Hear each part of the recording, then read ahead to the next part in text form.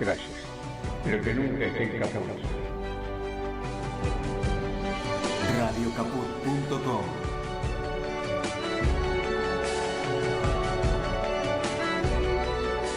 Pero que nunca estén caput.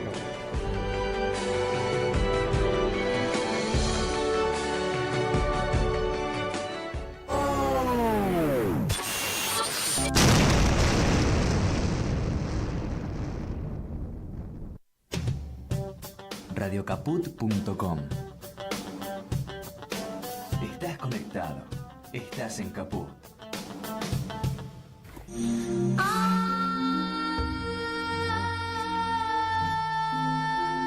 Entrañables.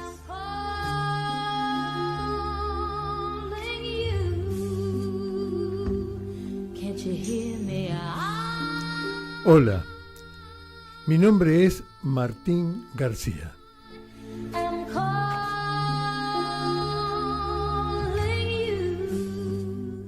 Hoy vamos a hablar de ese universo de lo que se llama personas privadas de su libertad.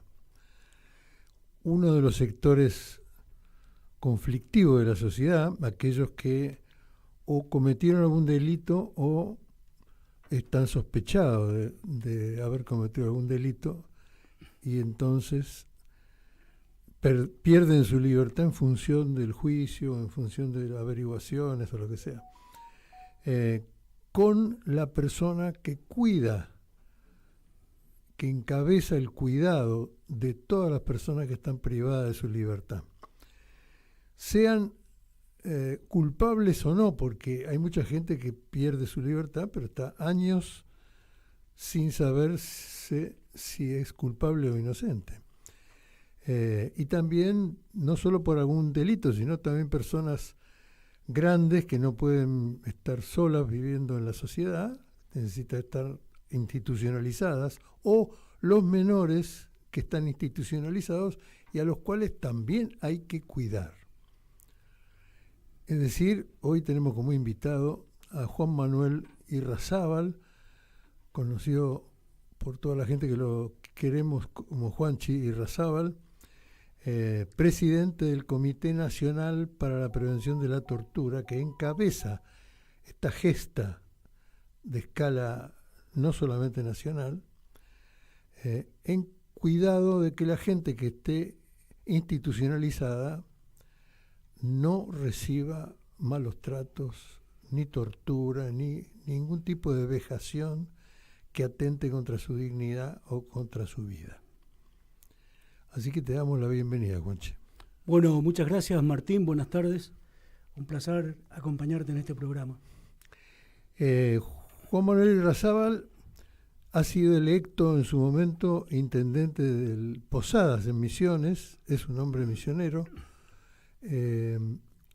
y ha estado del lado de las causas que defienden los derechos humanos, incluso frente a algunas cuestiones ligadas a la dictadura que ejerció tortura y horrendos crímenes contra muchos compañeros y muchas personas. Además ha tenido la confianza de su sociedad, porque para ser electo intendente lo hizo a través de los votos de la sociedad misionera, y también fue senador de la Nación, entre otras cosas. También electo, porque no se es senador a dedo. Así que bueno, con esas responsabilidades, también el Comité Nacional para la Prevención de la Tortura organizó a las provincias para que directamente tuvieran a su cargo el cuidado de las personas privadas de su libertad. ¿Cómo llegaste a eso, Juanchi? Bien, en realidad llegué por decisión personal, Sí. Venciendo mi mandato de senador. Uh-huh. Se había sancionado la ley que creaba el Mecanismo Nacional de Prevención de la Tortura, porque el Estado Nacional firma una convención con Naciones Unidas junto a un conjunto de Estados nacionales que asumen la responsabilidad de resguardar a las personas privadas de la libertad, cualquiera sea la causa, bajo responsabilidad y tutela del Estado. Esa convención después tuvo un protocolo facultativo, que es el instrumento operativo para hacerla real, para materializarla, que vuelve a suscribir el Estado Nacional, que impone la creación de una ley que determine cómo se va a hacer en la Argentina. Se crea el Mecanismo Nacional para la Prevención de la Tortura en la República Argentina. Yo, venciendo mi mandato de diputado nacional, algunos compañeros querían que relija. En realidad yo fui, después de ser intendente 2 veces, diputado nacional y después senador nacional, querían que relija. Y en verdad, antes de ser un hombre público, siempre fui militante, ejercía el derecho penal. Mi pasión es el derecho penal, no solo como instrumento de defensa de las personas que están perseguidas, cuestionadas, sospechadas por el Estado, sino como instrumento operativo en las sociedades que vivimos para participar en el esfuerzo común de que exista justicia. Entonces existe el juez, existe el fiscal y existen los defensores. En conjunto tienen que llegar a una solución de certeza para la sociedad y también para el acusado. A mí me gustaba siempre estar del lado de los que estaban siendo acusados, tratando de determinar si en verdad había elementos o no para la acusación, porque para acusarlos ya existían bastantes dispositivos estatales. Y terminando mi mandato de senador nacional, me propuse para venir a este ámbito, pasé por las audiencias públicas del Congreso de la Nación, de la Bicameral de Defensoría del Pueblo, y tuve el apoyo de las 2 cámaras, de senadores y diputados, porque es lo que impone la ley como condición. Y desde entonces estoy ejerciendo este rol, primero como comisionado y luego como presidente, tratando que la Argentina cumpla con los estándares internacionales que se ha comprometido a cumplir, que resguarde la dignidad y los derechos de las personas privadas de su libertad, que en caso de personas privadas por su libertad por razones penales, el único derecho que han perdido es el de transitar libremente las calles, tienen los otros derechos, y en el caso de otros actores sociales que están privados de la libertad, sea por problemas de salud mental, tercera edad, niñeces, o centros de recuperación de adicciones donde el Estado determina que haya personas bajo su responsabilidad privada de su libertad, tiene que cumplir con determinados protocolos que resguarden su dignidad y respete estándares internacionales. En esa tarea estamos y transitando toda la Argentina, porque está bajo nuestra responsabilidad cada una de las provincias de Argentina, y también el sistema federal en el caso de cuestiones privadas de su libertad por razones penales. Si quiero ser claro en la respuesta, estoy aquí por vocación, por intención y por satisfacción personal, porque es una tarea que me debía. Al final de mi mandato de senador, creía que este era un buen ámbito para hacer lo que siempre me gustó, que era esto de involucrarme en la defensa de causas que parecen ya determinadas de antemano por la sociedad cuál va a ser su final, pero que siempre en un orden judicial, en un orden social injusto, tiene que tener una mirada integral. Así que estamos en esta tarea. Ahora, es una gran responsabilidad contener esa reacción entendible de la sociedad de, digamos, defender a las personas que sufrieron alguna cuestión con las personas que han delinquido o que han hecho algo, digamos, peligroso para la sociedad, y que quieren castigo, digamos, no quieren que nadie la defienda, quieren castigarla y de la peor manera. Contener eso es de una gran humanidad. En verdad, nuestra Constitución Nacional, y la hemos aprendido en la escuela, y la hemos recitado muchas veces desde el preámbulo, en muchos de sus artículos más importantes, tanto la original como la reformada, con todos los elementos sociales, y después, posteriormente, mantuvo el criterio de que las cárceles no eran para castigo, sino para resocializar a las personas. En verdad, la cárcel es un castigo. Uh-huh. Una persona privada de su libertad está siendo castigada. El objetivo de resocialización tiene que ver con otras dimensiones del problema, y en verdad, más que resocialización o reinserción, a mí me gusta hablar del momento de recuperación de la libertad, en qué sociedad la vamos a insertar. Porque si vamos a pretender resocializar en los términos de una sociedad punitivista, absolutamente insolidaria, individualista, injusta, con desigualdades ostensibles, no hay que mirar más el horizonte de las personas encarceladas para ver a qué sectores sociales provienen. Entonces tenemos que plantearnos claramente que tan importante es atender los derechos de las víctimas y sus familiares, como de las personas que participaron de esa tragedia, porque el delito es una tragedia social para todas las partes involucradas, tanto para las víctimas, que son los directos damnificados, y muchos también tenemos que ver que los que participan de esta tragedia y que parecen muy temarios, empezaron siendo víctimas. Que van a pasar por el tránsito del castigo, van a pasar por el tránsito del castigo. Nosotros respetamos esa expectativa social de que, más allá de que nuestro objetivo como institución es que se reintegren a la sociedad con todas las posibilidades que esa sociedad nos les dio previamente, a muchos de ellos, a la gran mayoría, también se atienda, y estamos trabajando los derechos de las víctimas. En este sentido, hay otras dimensiones. Mejorar nuestra política criminal, mejorar las políticas de prevención y seguridad, mejorar el sistema de ejecución penal en general, incluyendo las leyes penales, y mejorar el funcionamiento del Poder Judicial, para que las investigaciones sean en tiempo real, certeras en el resultado, pero también razonables y oportunas en el desarrollo, y con información a todas las partes, tanto a los acusados, a los imputados, como también a los familiares de las víctimas. Muchas veces los familiares de las víctimas no saben por qué se toman tales o cuales medidas judiciales, o a qué apuntan tales o cuales otras medidas judiciales. Yo creo que todas las partes involucradas en un proceso tienen que tener por parte del Estado información adecuada y también tutela adecuada. Y así como hay que tutelar a las víctimas, una vez que captaste al supuesto victimario en el delito y lo encerraste, también tenés que respetar sus derechos y que cumpla la pena que la ley determina, pero no más que eso. Juanchi, háblame de tu origen, de tu niñez, de cómo empezaste a sensibilizarte en las cuestiones sociales y humanas, ¿no? ¿Por qué, además?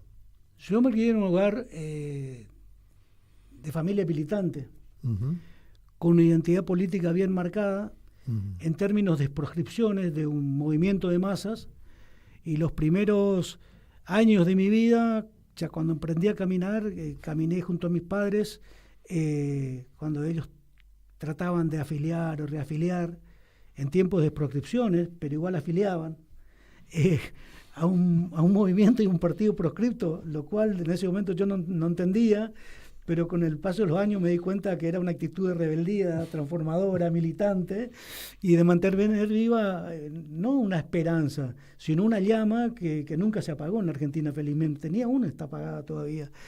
Y toda mi vida estuvo cruzada por experiencias familiares.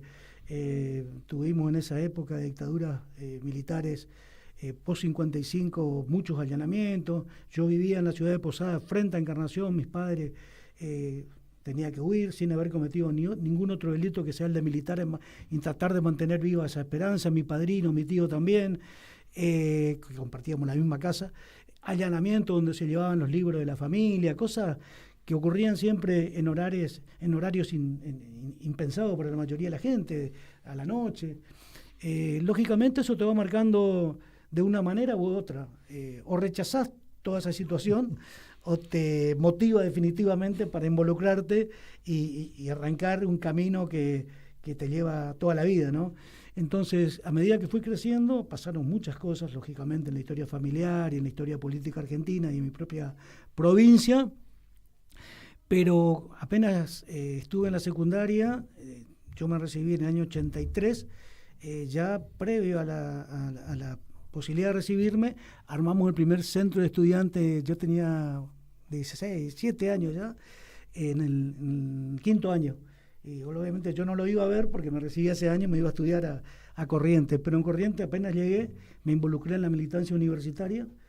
Nuestra primer lucha en el 83, como militantes universitarios, más que ganar el centro de estudiantes, era que reincorporen a todos los estudiantes que fueron expulsados en tiempos de la dictadura, que eran personas muy grandes, pero que eran nuestros referentes ideológicos, porque ya los conocíamos, ya los tratábamos, y truncharon su carrera porque fueron expulsados de la facultad. O sea que el primer esfuerzo militante que hicimos en la universidad fue para reincorporar a esta gente, a estos compañeros y compañeras. Que eran insignias, digamos. Lógico, eran insignias y volvieron a la facultad. Lógicamente cuando volvieron querían ser parte de la JUB y ahí ya disputábamos conducción.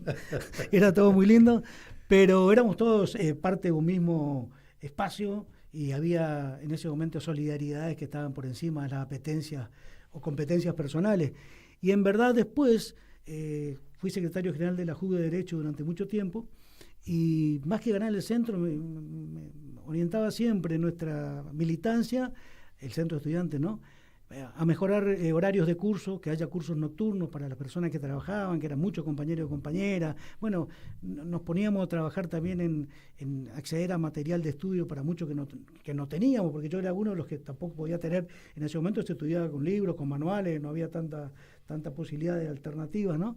Así que cuando terminé la facultad, ya estaba militando en el Chaco, y ya trabajaba en el Poder Judicial del Chaco y ya pronto me vine a Misiones, ejercía el derecho penal, bueno, me involucré obviamente en las cuestiones electorales y bueno, así fue como fui electo intendente en el 99 y en el 2003 participé de esa gesta maravillosa transformadora de la historia, ya no en mi provincia donde no quería dejar de estar, sino que acompañando un proceso histórico nacional que duró mucho tiempo, hasta el año 2016, en mi caso personal, ¿no?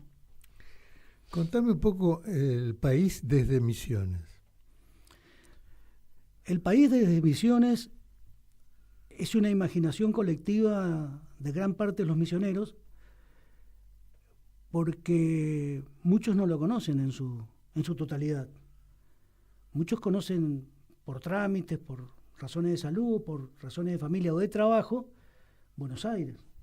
Y ni siquiera te diría tanto la capital federal como gran parte de Buenos Aires, el conurbano y demás.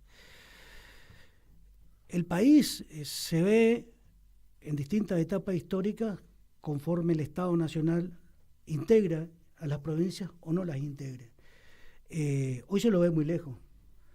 Yo tengo una idea que vengo batallando con muchos compañeros y compañeras con las que hablo, muchos en gestiones, que después de hablar de lo específicamente relacionado con nuestra función, quedamos charlando un ratito más, yo creo que el país se tiene que reordenar y reorganizar desde la geografía económica, apoyando a las provincias en su potencial productivo, integrándolos a todos los estados provinciales en estados regionales autosustentables que pueden serlo, y desde allí reformular el sistema institucional y de representación política.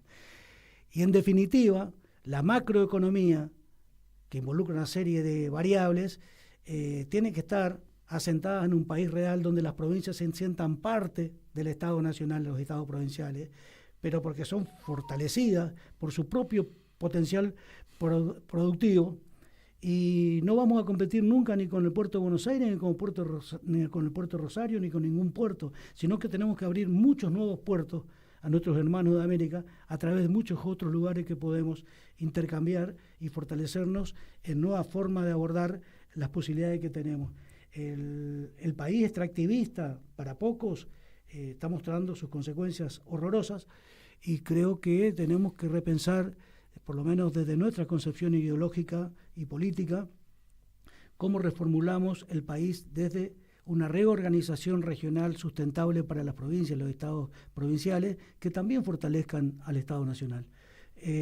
Porque como lo vemos hoy, lo vemos desintegrado. Yo también tengo la posibilidad de viajar por muchas provincias y en verdad no es lo mismo la realidad del nordeste y parte del litoral que la del centro, que la del sur o de la Patagonia profunda o del noroeste. Pero todas tienen sus microrealidades que bien pudieran ser aprovechadas con mentalidad que se proyecte en el tiempo y que se anime a transformar estructuras que, estoy hablando de estructuras socioproductivas y socioeconómicas, que creo están perimidas. Cuando alumbremos nuevas estructuras socioproductivas, socioeconómicas, alumbraremos nuevas y mejores instituciones de representación política, que es lo que quiere la sociedad en sus tres poderes, en el Ejecutivo, en el Legislativo y en el Judicial. Un militante tiene, además de la responsabilidad de ser funcionario, de asumir responsabilidades para administrar justicia, para administrar ideas humanistas, para hacerse cargo de semejante responsabilidad, también tiene una visión humanista, ¿no?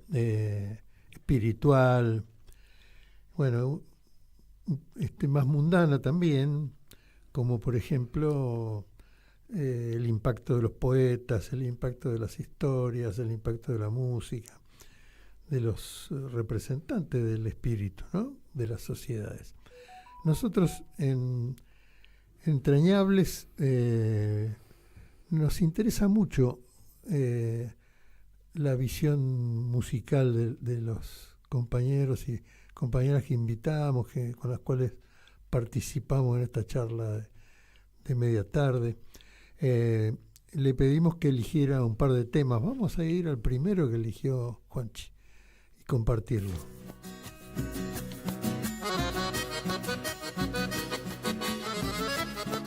Teresa.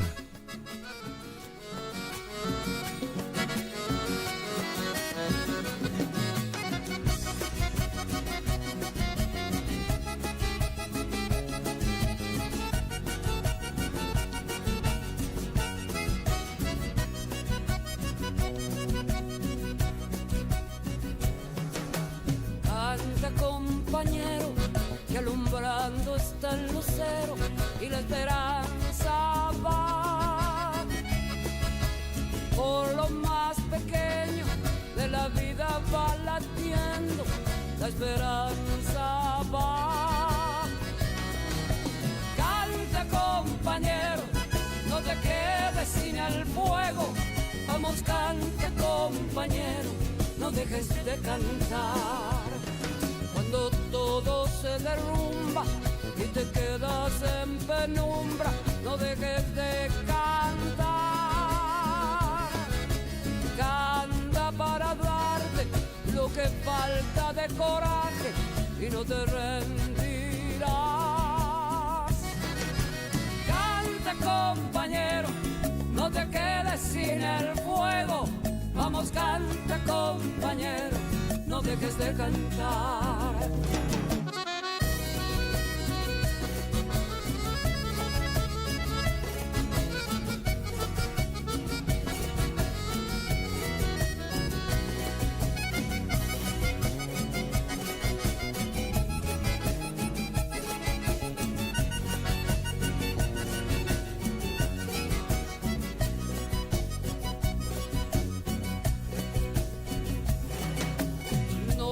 Entreguemos la alegría, compañero, que no crean jamás que nos han dejado sin los sueños que soñamos, porque no es verdad. Canta, compañero, no te quedes sin el fuego.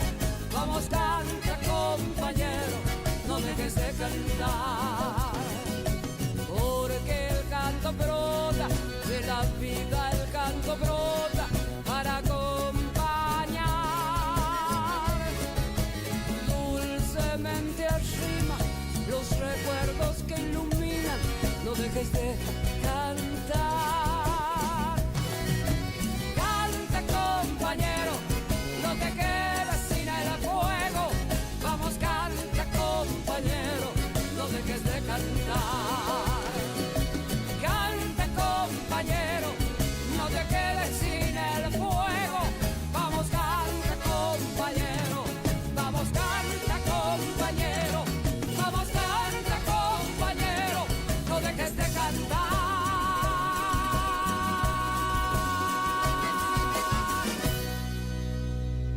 Teresa Parodi. Teresa Parodi. Qué lindo que canta. Qué lindo cantamos todos cuando cantamos juntos, ¿no? Aunque no entendemos bien las canciones. A mí me gustan los pueblos que marchan cantando. Muchas veces marchamos puteando, renegando, pero nuestra fuerza como pueblo está, lo decía Jaureche, ¿no? Conservar la alegría. Y no conservar una esperanza vacía, sin sentido, paralizada en el temor, en el individualismo nuevamente, sino una esperanza viva de transitar nuestra historia personal, sintiéndonos también artífices de un destino común y no instrumentos de la ambición de nadie, y cantando, siempre cantando. En los peores momentos de nuestra historia muchas veces salimos a la calle, pero la fortaleza la encontramos no en las piedras, no en las molotov, sino en cánticos compartidos y en una fuerza espiritual renovada de un pueblo fortalecido por una causa común y esclarecido en los derechos y los intereses que defendía y que sabía defender. Por momentos pareciera que la sociedad no entiende nada de lo que pasa, digamos, que necesita un conocimiento. Es decir, quién hizo determinadas medidas sociales, quién hizo determinadas iniciativas económicas, quién hizo, que organizó determinados sectores de la sociedad. Hay como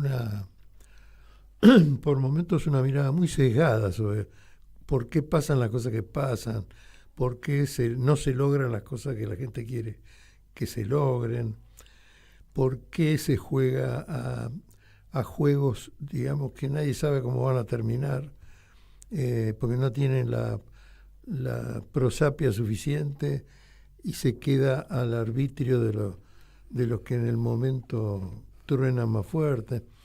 Es como si hubiera una fuerte cultura, cultura personal y espiritual, pero no hubiera suficiente cultura democrática o organizativa, digamos, ¿no? En algunos momentos priva demasiado la impronta personal de algunos referentes, pero después como que no se sabe bien cómo ayudar a organizar o cómo ayudar. Ustedes han hecho un trabajo muy grande de formación de los mecanismos de defensa a las personas privadas de su libertad y han organizado las provincias para que repliquen el trabajo en cada provincia, ¿no? Eso ha sido una tarea cultural muy fuerte. Exactamente, porque la efectividad de nuestra tarea tiene que ver con perforar la oscuridad de los lugares de encierro. Ese viejo estigma de que eran mazmorras escondidas para el común de la gente, depósitos humanos y humanas sin saber su destino durante siglos, ¿no? Estamos en una etapa de la supuesta evolución de la conciencia humana, que ya no se permite las mazmorras, pero sí siguen existiendo los lugares de encierro. Entonces, ingresar a los lugares de encierro, inspeccionarlos, verificar la situación en que se encuentra cada una de las personas privadas de la libertad, hasta en el último de los lugares de ese ámbito de encierro, el último de los rincones, es una de nuestras tareas más importantes. Tenemos entrevistas individuales o grupales con las personas detenidas, siempre voluntarias, siempre confidenciales y sin personal de seguridad en el ámbito, bajo nuestro propio riesgo, bajo nuestra cuenta y riesgo, asumimos esa tarea con una serie de posibilidades, porque podemos grabar, filmar, fotografiar los lugares, las personas y demás, en carácter confidencial, por supuesto, y a partir de ahí hacemos nuestros informes y recomendaciones a las autoridades para elaborar políticas de prevención, que es lo primero que tuvieron que entender cada una de las autoridades provinciales para crear su mecanismo local, que es un mecanismo que el Estado Nacional asumió la responsabilidad de tener a nivel nacional y en cada una de sus provincias para mejorar las políticas de prevención que eviten no solo la tortura, sino tratos crueles, inhumanos y degradantes a las personas en situación de encierro, Para eso teníamos que capacitarnos primero nosotros, nos capacitamos apenas asumimos con organizaciones internacionales que colaboraron en ello, y después llevamos esa capacitación a cada una de las provincias. ¿Por qué también? Porque los protocolos de actuación, la forma de trabajar en cada uno de los lugares de encierro, en su efectividad depende de que todos trabajemos de la misma manera, que todos tengamos los mismos cuidados, los mismos resguardos, que evitemos exponer innecesariamente a las personas en situación de clara vulnerabilidad, que evitemos represalias. Entonces todo esto implica una serie de metodologías que tuvimos que incorporar y después compartir con cada una de las provincias que asumió esta responsabilidad de visitar los lugares de encierro. Pero después también establecer un diálogo proactivo, propositivo, con las autoridades pertinentes, tanto del Ejecutivo como del Legislativo, en esto de elaborar políticas de prevención. Más allá del contexto de limitaciones de una población contaminada por una lógica punitivista, de demagogia punitiva, de encarcelamiento por el encarcelamiento mismo, de la pena como castigo, solamente como castigo y casi como venganza.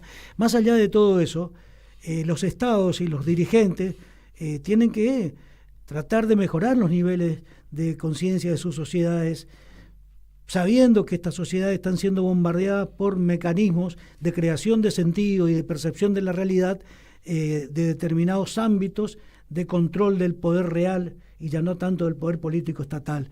Entonces, sabemos la prédica de los grandes medios de comunicación, sabemos las prédicas de formadores de opinión que aparecen hoy en las redes, que son la mayoría no individualizables. Sabemos que hay toda una lógica punitivista y de individualismo puro y de sálvese quien pueda y de la ley de la selva que no le hace bien a la sociedad. Entonces los dirigentes tenemos que tratar de cambiar esa lógica. En ese camino, organizar a la sociedad es muy importante, informarla a la sociedad de la verdad, porque hoy ya no se busca tanto la verdad, sino la credibilidad. Se hacen encuestas de credibilidad y en la búsqueda de la credibilidad, o sea, quienes son más creíbles que otros, por ahí perdemos la búsqueda de la verdad. Si bien la verdad puede ser relativa, siempre hay un germen de verdad que hay que tratar de encontrar.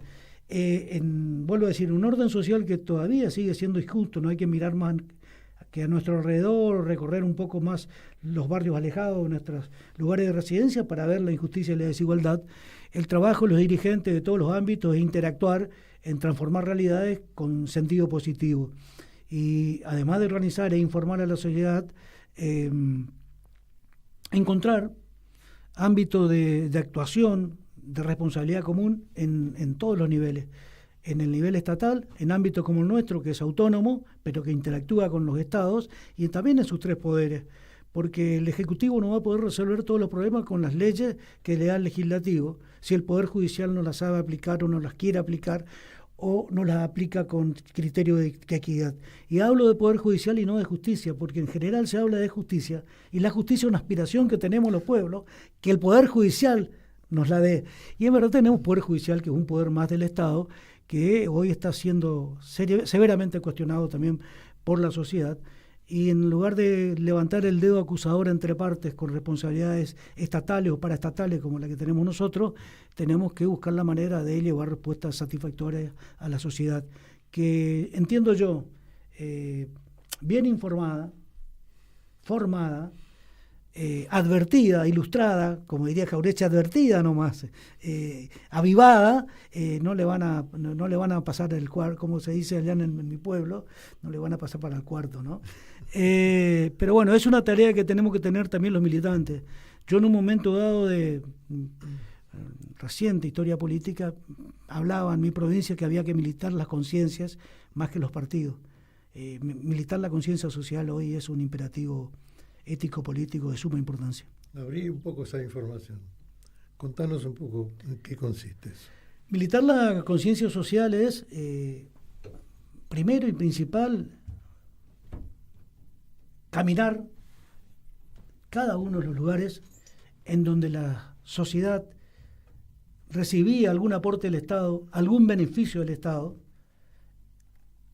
algún justo beneficio del Estado, y renegaba de ello, influenciado por la prédica de los medios masivos de comunicación, Quiero decirte concretamente que visitábamos cola de banco donde estaban esperando para cobrar sus beneficios sectores de la sociedad desprotegidos, y si los entrevistábamos sin decir quiénes éramos, nos decían que estaban en contra del propio beneficio que estaban por recibir. Una paradoja rarísima, y claramente eso tenía que ver con una prédica que les hacía sentir, por un lado, vergonzantes de ello, o por el otro lado, culpable de recibir una respuesta del Estado, una ayuda social. Y por otra parte, acusar con el dedo a otro que lo recibía y no contar que él también. Entonces, ese tejido social desgarrado, no por una grieta a la que nos quieren contar los medios de comunicación, que en definitiva es una grieta histórica, sino desgarrado en verdaderas mini grietas sociales, era el que nos preocupaba. Y trabajar la conciencia social implicaba que reconozcan el rol del Estado, el rol de los Estados, que reconozcan que a partir de vivir en un orden social injusto y con desigualdades, el gran tema a resolver por las sociedades es la distribución de la renta, la distribución de la riqueza, y la forma en que eso se puede hacer para que, así como haya una supuesta democracia política, haya democracia económica. Hoy no hay democracia económica. Es un concepto nuevo para mí. Claro, la democracia política hoy tiene las raíces que conocemos, y más allá que se votó el referéndum, el plebiscito, es el voto cada 2 y cada 4 años, pero en realidad la democracia política no puede ser posible si no hay democracia económica. Si no hay democracia económica, que es una distribución equitativa del producto social, es muy difícil que haya democracia política. La democracia política pasa a ser una mascarada, y tenemos sociedades que están claramente frustradas, decepcionadas, disconformes, y por ahí no terminan de advertir por dónde pasa su disconformidad, y pone siempre el foco en los políticos o en la política, y el gran problema está en la economía. Y la política tiene que resolver ese gran problema de la economía, pero no lo va a resolver el problema de la economía a las grandes masas del pueblo si ellas, como pueblo, no participan de la resolución y asumen que para intentar resolver eso hay que pisar algunos callos, y que no sean siempre los callos más débiles de los que usan la alpargata o andan descalzos o en hojota. Sí, ahí hay una clase económicamente superior que llega a un punto que debería reflexionar sobre su propia felicidad y la de su familia y la del entorno y la del ámbito general, a partir de la idea de la distribución de la riqueza. Porque finalmente la tierra es de todos los que viven en el país. Los bienes que surgen de la naturaleza son de todos. Y el hecho de que alguien haga un aporte individual de explotación, o de un lugar, o de un tipo de animal, o de un tipo de circunstancia de la naturaleza, no lo hace más dueño que el de los demás, digamos. Hay una idea ahí de distribución, de responsabilidad, de propiedad de la tierra y de todos sus frutos, que no la tiene clara la sociedad, digamos, que de todos, es de todos. Sí, por más sí, que uno sí, tenga un título de propiedad y el otro que sé yo qué, es de todos, no es de él. Él puede tener un derecho para explotar determinada cosa, con determinado producto para los demás, generar una riqueza. Bueno, eso es el mérito de los empresarios, pero no es el dueño, digamos. Sí, pero en realidad, viniendo a nuestro país para hacer claro el análisis, qué gran tema el de la propiedad de la tierra, cómo se dio en la República Argentina la primera repartición de tierras, y a quiénes se dio y por qué motivos, y cómo se utilizó esa apropiación de tierras, y en definitiva después cómo eso se fue proyectando en el tiempo, nueva forma de apropiación de renta, nueva forma de apropiación del valor productivo de esas tierras, y nueva forma de apropiación en general. Hoy las formas de apropiación son mucho más sutiles, ya llegamos a los modelos de apropiación y acumulación financiera, pero sobre una base de acumulación que empieza por la apropiación de la tierra y los productos que da la tierra. Yo creo que como sociedad tenemos que empezar a recuperar conceptualmente, como vos bien decís, desde lo que parece elemental y básico, Lo público, la gente cree que no es de nadie y es de todos. Ujú. Un baño público es de todos. Una plaza pública es de todos. Ujú. Si nosotros nos reconocemos en los espacios, en los lugares públicos, algo compartido, ¿y cómo vamos a animarnos a pensar que aquellos que alambraron y que ahora ya no solo tienen alambre, sino tienen elementos mucho más sofisticados para cuidar sus posesiones, van a compartir con el resto parte de lo producido con ellas? Así que sí, es parte de la militancia social y de la nueva percepción de las realidades más complejas, cada vez más complejas, que tenemos que confrontar en este mundo de la posmodernidad, como se le llama en algunos sectores, ¿no? Hay algunas cosas que ustedes han hecho que a mí me sorprenden positivamente. Porque hay gente que estaba privada de su libertad, que ha sido considerada y cuidada de alguna forma por el Comité Nacional para la Prevención de la Tortura, y que ha terminado siendo un fruto valioso para la sociedad. Tiro, por ejemplo, el caso de Maravilla Martínez, el gran goleador de Racing Club, que ahora Scaloni lo estuvo llamando para la selección, que es una persona que estuvo privada de su libertad, que hizo su proceso, digamos, de pago a la sociedad de su situación responsable, y que hoy día está pleno en su capacidad, integrado completamente a la sociedad, un valor en la sociedad, querido, reconocido y exitoso, digamos, que podía no haberlo sido si no hubiera tenido el proceso de cuidado que tuvo pagando su pena, digamos. Lo mismo, por ejemplo, en el caso de esa tarea que hicieron ustedes muy buena en Misiones, generando un equipo de rugby en el ámbito penitenciario masculino, que, digamos, fue un esfuerzo de la gente que ustedes trajeron como preparadores físicos, como profesores, en un ámbito donde lo que había era un código de nadie es amigo de nadie y todos pueden ser enemigos.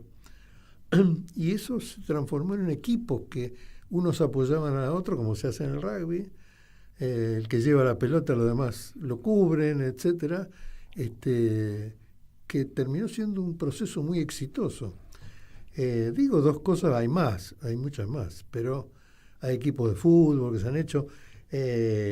Nosotros hemos visto algunas celebraciones que hicieron ustedes a fin de año, donde había grupos de personas privadas de su libertad que habían hecho canciones, que cantaban, que tenían experiencias, que ponían radios o jugaban a la radio con todo lo que significa la radio. Para nosotros lo que hacemos radio, que es poner y recibir tanto amor, digamos, y que es muy curable. Y además los vimos jugando a la radio en algunos lugares privados de su libertad, que tenían una satisfacción y una cooperación, una cosa de comunidad muy, muy, muy espiritual, digamos, muy de una vida buena, digamos, ¿no? Perdonando la expresión.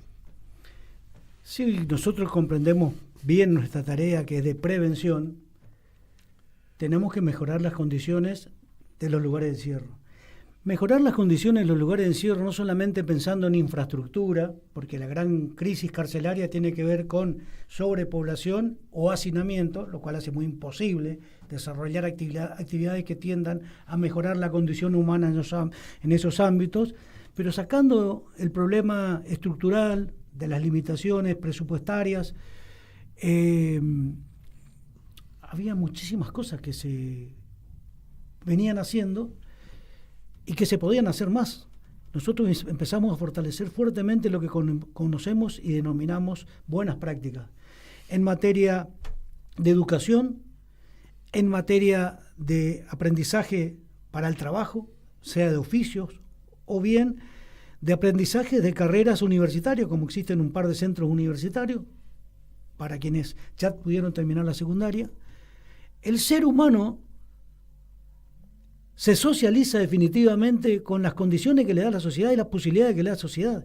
Una de las posibilidades que nos da a vos y a mí es haber pasado por la primaria, la secundaria, algunos pasaron por la universidad, como mi caso, pero nos socializamos participando de códigos sociales que tienen que ver con la palabra, con la comunicación, con la posibilidad comunicacional que te da el buen uso de la palabra, un lenguaje variado, un lenguaje enriquecido por el conocimiento. A medida que el ser humano intramuro empieza a mejorar hasta su forma de comunicación y rompemos con el esquema de esas series que hablan cortado, con cliché, que tienen 2 o 3 cositas que suenan fuertes, el hombre se socializa aún dentro de un lugar de encierro de otra manera.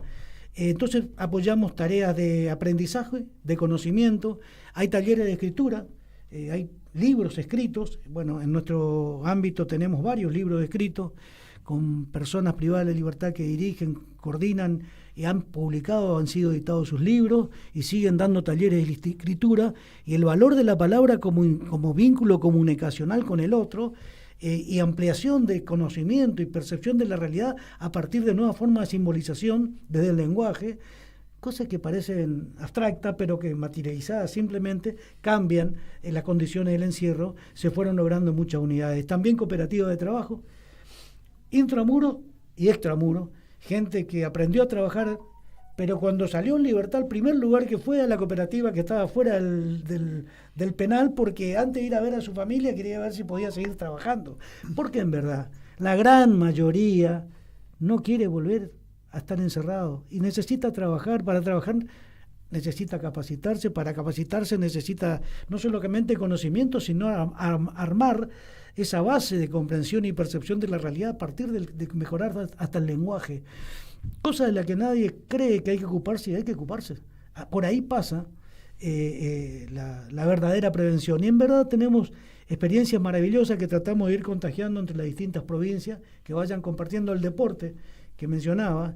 El deporte le da disciplina, le da código de conducta, le da orden, y también socializa también, ¿no? Claramente, le impone esto de trabajar en equipo, jugar en equipo, en un deporte que parece, a la vista de los que no sabemos mucho de él, como violento, como el rugby. En los lugares de encierro donde hay equipos de rugby, apoyados por muchas empresas, no hay reincidencia cuando salen. Tienen menos de un 0,1% de reincidencia. Mira. Estuvimos en una provincia, no voy a nombrar por provincia, pero digo provincia para sí. Hace poco, donde algunas empresas ya están invirtiendo en los lugares de encierro para capacitar a aquellos que quieran trabajar con un sueldo y para producir ahí. Nosotros podemos producir desde los bancos de las escuelas públicas hasta un montón de muebles, mobiliarios, utensilios, un montón de elementos necesarios para que el Estado satisfaga demandas, expectativas y necesidades sociales. Con el trabajo voluntario, porque el que transita los pabellones sabe que vos podés estar 1 semana, 2 semanas, 3 semanas, y después querés hacer algo. Claro. La mayoría quiere hacer algo. El que tiene posibilidad de hacer algo, ya sea en materia de trabajo, de deporte, de educación, lo intenta. Hay que generar esas posibilidades, y la sociedad tiene que cambiar también. Así como ellos cambian su mirada desde adentro hacia afuera, porque dicen, claro, cuando yo estaba allá, llegué acá por tal y tal cosa, ahora voy a salir con otras condiciones y otras posibilidades, entonces no va a existir ese tal y tal cosa, van a existir otras cosas en mi vida. Desde afuera tenemos que mirarla de otra manera también, a esa parte de la sociedad que tenemos encerrada. Es un proceso muy rico, ¿no? Es un proceso muy rico. Duro.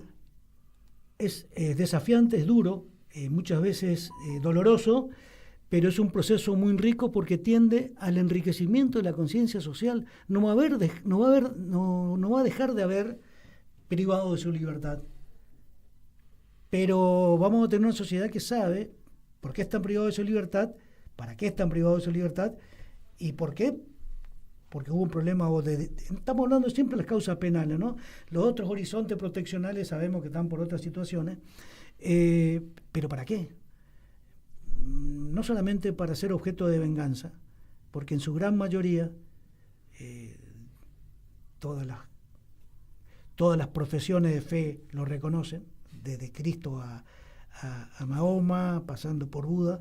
El ser humano tiene derecho a redimirse, y la sociedad no tiene derecho a impedir que un ser humano se redima, porque una sociedad no puede asumir roles divinos. Eso fue muy fuerte. Vamos a escuchar el segundo tema que eligió Juanchi, porque merece un solaz esta frase.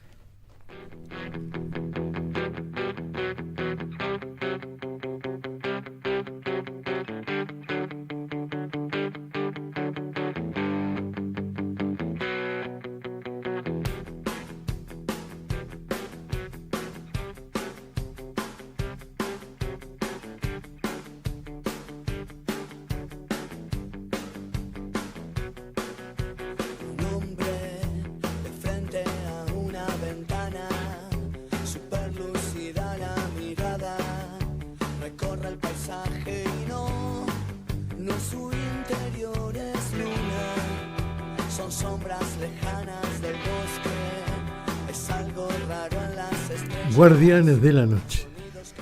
En la noche. Vos sabés que este tema lo elegí porque cuando cerramos la asamblea anual en el penal de San Martín, en el centro universitario de San Martín, costó muchísimo hacer la asamblea anual dentro del penal, porque van organizaciones de sociedad civil de todo el país y van invitados, y entonces lo hicimos en el centro universitario. Y ahí nos encontramos con que había un grupo de privados de su libertad que hacía música.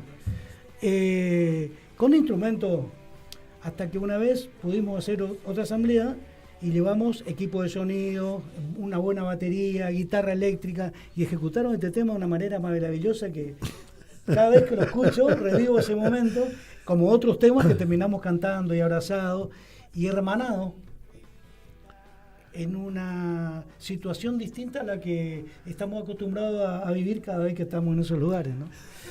Nos humanizábamos juntos. Pero fue muy lindo, fue muy y digamos, traspasan esa cultura a las nuevas organizaciones que se van haciendo en las provincias, que ustedes monitorean y fundan. Esa es la idea. Primero, que entiendan los mecanismos locales, como le llamamos nosotros, las comisiones locales, que no nos sirve ser mecanismo de denuncia, de delación, de persecución del Estado, sino de prevención. Lógicamente, que cuando hay casos sistémicos de tratos crueles, inhumanos, degradantes, tortura, nos involucramos en las causas penales, en las investigaciones, y además estamos trabajando en capacitar a actores del Poder Judicial en cómo investigar muerte bajo tutela del Estado, muerte cuando hay supuestos casos de vejaciones, malos tratos o tortura. Pero en verdad, en nuestra tarea de prevención nos impone este camino de compartir buenas prácticas, de humanizar el lugar de encierro, de sensibilizar también a las autoridades que participan del encierro, porque de una manera u otra el penitenciario participa de un mecanismo de encierro y está muchas horas y muchos días de su vida ahí adentro.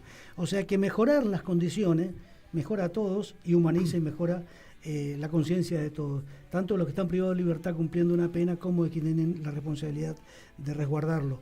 Y se hace mucho más fácil el vínculo, el trato. Tenemos mecanismos de prevención de conflictos y resolución de conflictos con participación de las partes, no en los viejos castigos conocidos, y hay muchísimas cosas que la sociedad no sabe, y agradezco, Martín, tu invitación, porque es bueno que empieces a verla, porque yo siempre pongo el ejemplo de nuestros hogares. Para las sociedades, los lugares de encierro son como esos espacios de nuestros hogares a donde no llegan las visitas, donde no miran los parientes, pero ahí mostramos cómo verdaderamente somos como seres humanos. Bueno, las sociedades muestran cómo verdaderamente son en aquellos lugares que la mayoría no conoce o no ve. Y no accede. Yo te agradezco esta entrevista. Me parece que es importante que la gente que nos escucha sepa estas cosas, que tenga otra mirada o mayor riqueza de información. Y también te agradezco esta emoción que expresaste con los Guardianes de la Noche cuando lo tocaron con instrumentos que llevaron del Comité Nacional para la Prevención de la Tortura los mismos internos, la gente privada de su libertad, porque es lindo que una persona que tiene un desarrollo institucional tan fuerte, ¿no? Abogado, diputado, senador, intendente electo, y haciéndote cargo de la presidencia de una responsabilidad tan grande y tan difundida y tan intensa, sepamos por tu propia emoción que tiene que ver con también tu espíritu, tu sensibilidad, que me impresionó recién. Gracias, Martín. Muchas gracias. Querido Juanchi Irrazábal, Juan Manuel Irrazábal, presidente del Comité Nacional para la Prevención de la Tortura. En la mañana, en la tarde de Caput.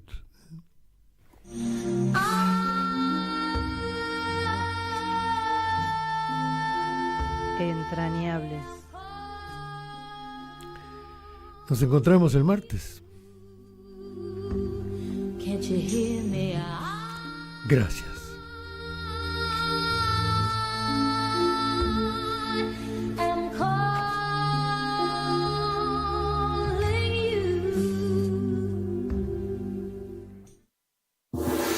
¿Querés arrancar la mañana bien informado? Infosiberia, las noticias en tu celular. Manda un mensaje de WhatsApp al 1128679078 y recibilo gratis todas las mañanas. Vos sos la única que me haces feliz cuando nadie te dice la verdad. Infosiberia, las noticias en tu celular. No seas como los demás. Manda un mensaje de WhatsApp y recibilo gratis todas las mañanas. La lupa mágica de la palabra.